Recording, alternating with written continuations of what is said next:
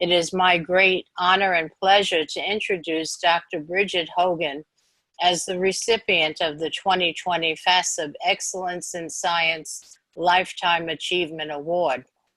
The FASEB Excellence in Science Award has been given in recognition of outstanding achievements by women in biological sciences since 1989. The recipients are women whose career achievements have contributed significantly, furthering our understanding of a particular discipline, measured by her scientific achievements, the training and mentoring of students and postdoctoral scholars, and the contributions to the broader scientific community. This prestigious award includes an unrestricted cash prize of $10,000. In 2019, the FASEB Board of Directors voted to expand the Excellence in Science Award program, which now includes 2 new awards recognizing the efforts of both early and mid-career women scientists, as well as established investigators. Thus, Dr. Hogan has the distinction of being the first recipient of the rebranded Lifetime Achievement category. Dr. Hogan, as many of you know, serves as the George Barth Geller Professor and Chair of the Department of Cell Biology at Duke Medical Center, holding joint appointments as a professor in pediatrics and director of the Stem Cell and Regenerative Medicine program since 2005. Her career is very notable for its outstanding and sustained contributions to multiple biomedical disciplines. Recognized as both a pioneer and a current leader in the field of developmental biology, Dr. Hogan was one of the first scientists to isolate members of the Hox gene complex in mammals and highlight the role of these genes in controlling anterior-posterior patterning in embryos across evolution. She developed the techniques that expanded the study of molecular genetics and embryology in mouse models, and has applied these approaches, addressing a wide range of basic questions at the forefront of developmental biology.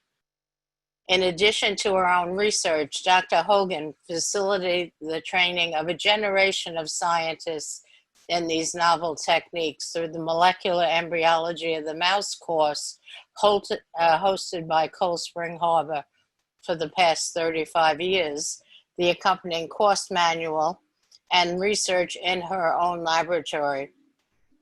Every lab, institution, and company utilizing manipulated mouse embryos can trace the lineage to someone who learned these techniques at CSHL's Molecular Embryology of the course. So in addition to her scientific contributions, Dr. Hogan has personally trained an impressively large number of scientists. To date, she has mentored 41 postdoctoral scholars and 8 graduate students. She is noteworthy for her tireless and selfless efforts to advance the careers of young scientists, particularly women, in the broader developmental biology. So please join me in welcoming and congratulating Dr. Brigid Hogan as she presents her FASEB Excellence in Science Lifetime Achievement Award lecture, Reflections on a Career in Developmental Biology, What I Wish I Had Known When I Was Younger. Dr. Hogan. Thank you very much indeed, Patricia, for that wonderful I should actually say that I'm not chair of cell biology at Duke anymore, and I'm just a simple professor. Nevertheless, I'm extremely honored to get this award, and I wanted to thank all my colleagues who took the time and effort to nominate me. So when I was thinking what to talk about, I realized that I was out here celebrating my career, but there would be a lot of young people in the audience who would be feeling very uncertain about their future. You know, uncertain maybe about looking for a job or starting their first postdoc or embarking on a kind of new set of experiments. And I mean, these things are stressful anyway.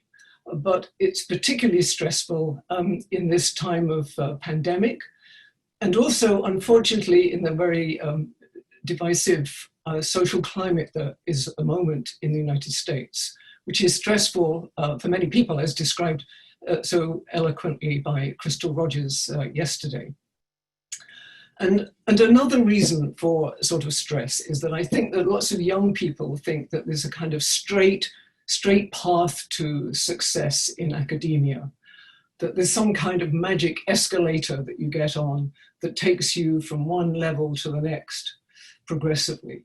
And that if you don't get on this escalator right at the beginning, then you'll never reach the goal that you want. So I thought I would perhaps start right at the very beginning of my career, when things weren't very straightforward for me, that my path was a little bit bumpy. And perhaps this will give some encouragement to sort of young people out there. And also at the end of my talk, I'll sort of recap some specific things that I think that I wish I'd known as I went along. So I'm going to share my screen and move to the first slide. And so my story starts here at the University of Cambridge in 1964, when I was one of 4 PhD students. So here I am, and I'm insecure about myself. But one thing that I was certain about was that I wanted to work on how embryos develop. I'd wanted to do this since I was in high school. And I really wanted to study, developmental biology. But at that time in Cambridge, there weren't any courses in developmental biology. Indeed, there weren't any departments of cell and developmental biology. But a hot topic at the time was RNA synthesis and protein synthesis. And there was a lab in the Department of Biochemistry that was working on this. So I arranged to join as a PhD student. And actually, I studied the role of ribosomal subunits in protein synthesis, how they join onto the messenger RNA, travel along and fall off as subunits and join back on again. But so my first scientific paper was published in 1968. And then I went to do a postdoc at MIT working on sea urchin embryos. So now here was my first taste of embryos. However, for various reasons, this postdoc didn't really go very well, and I didn't get very many publications, not ones that would take me on to a good position in the United States, or even so. I came back to the UK and had a position as a lecturer in a smallish university in the UK, going back to work on protein synthesis and growth regulation. But I sort of, after a couple of years, I kind of found myself what I felt was in a little bit of a cul-de-sac. And I decided I really needed to get out and work in a bigger lab, say in London. So I took the sort of risk of writing to John Cairns, who I hope you can see him here, maybe covered up, but he was a fantastic scientist, and he was the head of what was then the Imperial Cancer Research Fund in Burton Hole Lane in North London. And I asked if there was any chance that he might have a job. And he called me up and he said, well, actually Joe Sambrook is moving back to the UK from Cold Spring Harbor, and he's going to start a group working on growth regulation and cancer. So I applied for a position with Joe and was accepted and moved to London. But then I got a phone call from John Cairns saying, well, I'm very sorry to tell you, but Joe has decided to stay in Cold Spring Harbor, and he's not coming to start up this group. But we're going to, obviously honor your contract and you can come. So then I said to John, oh, actually, I've got a confession to make, which is that I really want to work on development, but I don't know how to. And he was very kind, and he said, well, don't worry, come and go to the library and do some reading, and then we'll see if there's something that we can, you can work on. So I did that, and I went to the library and I started reading about Gordon Sato's work on teratocarcinoma cells. And it seemed to me that this was really a great system, because here were undifferentiated cells that were making decisions to be different cell types. And it was something that was in cell culture that I kind of knew about, and this would be a good project.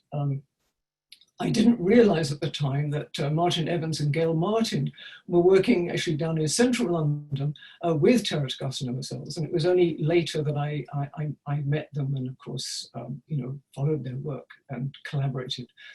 But what my lab did was to sort of work on the system whereby if you grow these cells in 2D culture and add retinoic acid and cyclic AMP, they differentiate into this stuff called parietal endoderm, which is like the extra-embryonic endoderm that grows out from the early mouse embryo and starts to size large extracellular matrix proteins, which they make into something called ricus membrane.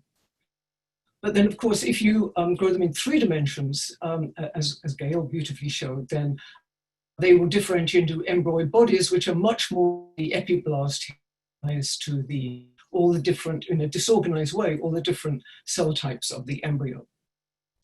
So with my my fantastic postdocs, and I just want to say here, because of the discussion that went on yesterday, Marku is a small person, but he was so motivated and so determined that he could achieve anything in the lab that any graduate student or other postdoc did. He was just a powerhouse. And so Marku and Denise and me dissecting out little pieces of the embryo really made the first cDNA libraries that had been made from the normal mouse embryo.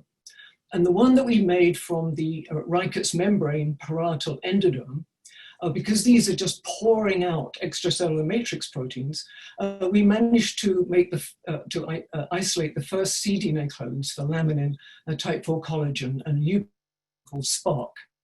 This was ahead of other very large groups that have been trying to do this using cells that didn't really make very much of these proteins.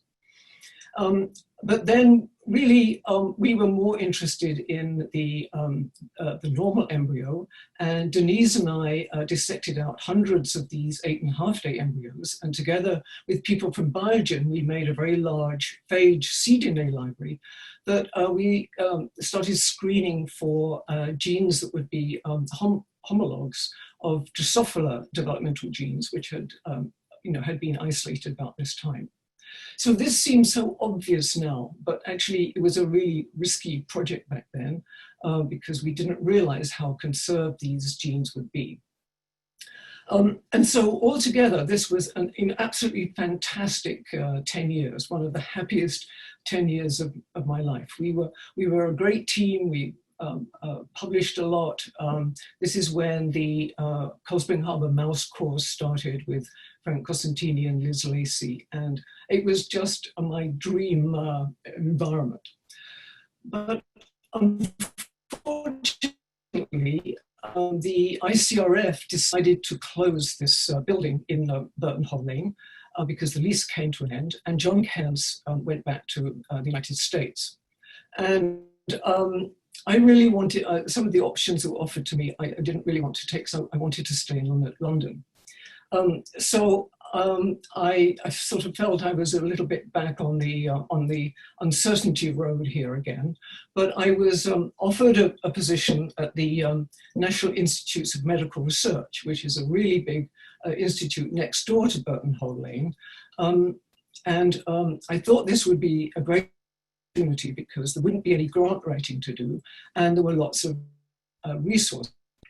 However, what I hadn't realized was the extent to which my budget and the lab size was going to be controlled by the director and by the head of the division in which I worked. Okay, so we continued with this screening of the library, and Peter Holland, my graduate student, pulled out from the very first mouse Hox cDNAs.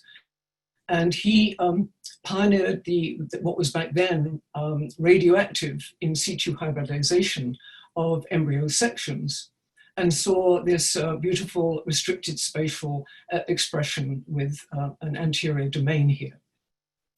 So Rob Krumlauf had joined the Institute at that time and was doing and started working on Hox genes as well, and pulled out other ones. And it just seemed that there was a huge amount to be done here, more than enough for actually probably a whole institute by itself. But I was always on the lookout as well for interesting mouse mutants. And there was as I say, diversity in mice. And so there was a publication then called Mouse Newsletter. And reading that, I came across this mouse called Small Eyes, in which the zygotes have small eyes. And there was discussion in the abstract that maybe there was lots of extracellular matrix associated with these abnormal eyes. So I thought, well, okay, maybe this is a mutant in some of the matrix genes that we've identified, showing misexpression, and it would reveal a role for these proteins in morphogenesis. However, no homozygous mutants had been identified up till then. So I obtained a couple of heterozygous mice from the Institute of Human Genetics in Edinburgh, and that will become significant a little bit later. Okay, so as I said, we didn't know what the homozygotes were like. And to help us find them, I turned to Anne McLaren, who was the director of the MRC Mammalian Development Unit in central London. And she had already taken me under her wing and was being so generous. I mean, she was a fantastic, wonderful scientist, but also she was an extremely generous and kind mentor in large ways and small ways. And the small way that she helped us here really was to show us how to stop the mothers from eating their dead babies. And when we did that, we found that babies were born with no eyes and no nose, which is why they died. So we went back earlier in development and looked to see when this phenotype first arose. And we noticed that at 15 days, there were the right proportion of embryos that didn't have an eye and didn't have a nose. This is just actually a little maxillary process. But then when we went earlier and took sections, we saw this really exciting finding here. So in the wild type, the optic cup grows out and starts to interact with the ectoderm to induce the infolding of the ectoderm to form the lens rudiment. This is the example of the lens induction process that Scott Gilbert talked about yesterday. Here, of course, it's usually described as something coming out and inducing this ectoderm, but it's really a reciprocal discussion which has been going on for quite a long time, and this is just one sort of very important phase of that. But anyway, what we noticed is that in the mutant, this optic cup grew out, touched the ectoderm, but there was no induction. And I was just, and also I should say here, the nasal placode also invaginates in the wild type, but in response to signals from the neural crest, and that doesn't happen here in mutant. So I was really excited by this. I felt that if we could only positionally clone small eyes, then we would have a genetic handle on this process of embryonic induction, which is absolutely central to the whole of development, vertebrate development, in particular here with these processes. And we realized it would be possible to positionally clone because we had mapped, together with Mary Lyon, this mutant onto mouse chromosome 2, where there were lots of markers. So I went to the head of the division in which my lab was, and said, I've got a small lab, but I would really like to positionally clone this interesting mutant. And I've got a postdoc who's got the skills who could do this. Could I have the funds for him to come? And much sort of disappointment, he said no. It wasn't a very interesting project. And I had really been hired to work on extracellular matrix. And so I really shouldn't be working on Hox genes anymore either. So I was really disappointed by this. I now know that I should have fought back a bit more. I should have asked maybe for some independent, review of my lab. But I didn't, but I did sort of fight back in a way, because I said, well, if I can't have a postdoc from the MRC, maybe I could write for an NIH grant. And so the leadership sort of laughed at me and said, well, even people in America find NIH grants difficult to get. And of course, I realize that now, but I was very naive in those days. So I said, well, okay, I'll go ahead and write an NIH grant, which I did. And much to my amazement, after a few months, I got this phone call and said it had received a fundable score and they wanted to support this work on small eyes. And I was, thrilled.